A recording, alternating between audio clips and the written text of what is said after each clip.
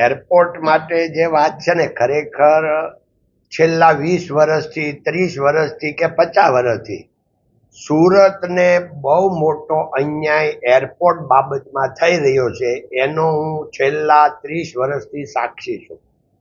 કારણ કે મને 10 વર્ષ પહેલા એવો વિચાર આવતો હતો કે 20 લાખની વસ્તી બ્રસેલ્સની દરરોજ 300 પ્લેન આવે અને સુરતમાં ત્યારે 40 લાખની વસ્તી હતી અને એકે પ્લેન ન આવે. હવે પ્લેન શરૂ થયા છે, પરંતુ આપણે જો ગણીએ તો સુરત વસ્તીની દ્રષ્ટિએ ઇન્ડિયામાં 9મો નંબર છે અને એર પેસેન્જરની દ્રષ્ટિએ 37મો નંબર છે. આટલો મોટો અન્યાય સુરત એરપોર્ટને થઈ રહ્યો છે.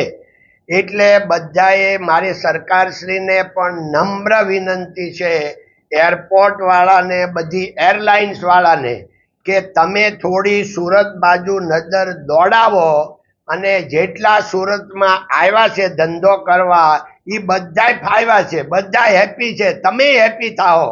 પણ પહેલા તમે સુરત જલ્દીમાં જલ્દી તમે એરલાઇન શરૂ કરો. કારણ કે અત્યારે હું હમણાં ગયો તો ઇન્દોરની વસ્તી 32 લાખની.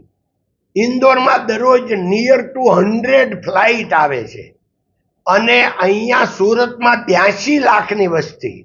તો એની દ્રષ્ટિએ 300 ફ્લાઇટ આવવી જોઈએ, તો અત્યારે ખાલી 30 જ આવે છે. તો ગમે એમ કરીને સુરતને ન્યાય મળો એવો બધા ભેગા થઈને કરજો. ધન્યવાદ. જય હિન્દ, જય ભારત. દાદા, હવે તો તમે સાંસદ થઈ ગયા છો, એટલે પોલિટિકલી પણ હવે તમારા શબ્દોનું વજન ના થાય ને, અમે પણ મહેનત કરશું જ. અમે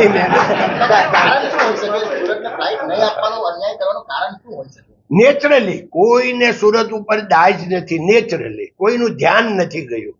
પણ હવે તો આપણી સરકાર છે, આપણે અપેક્ષા બી ઘણી રાખીએ છીએ. હવે સીધી રજૂઆત ભગવાન એમ સભ્ય અપેક્ષાઓ ભગવાન મારા થકી બધાની પૂરી કરાવે એવી પ્રાર્થના.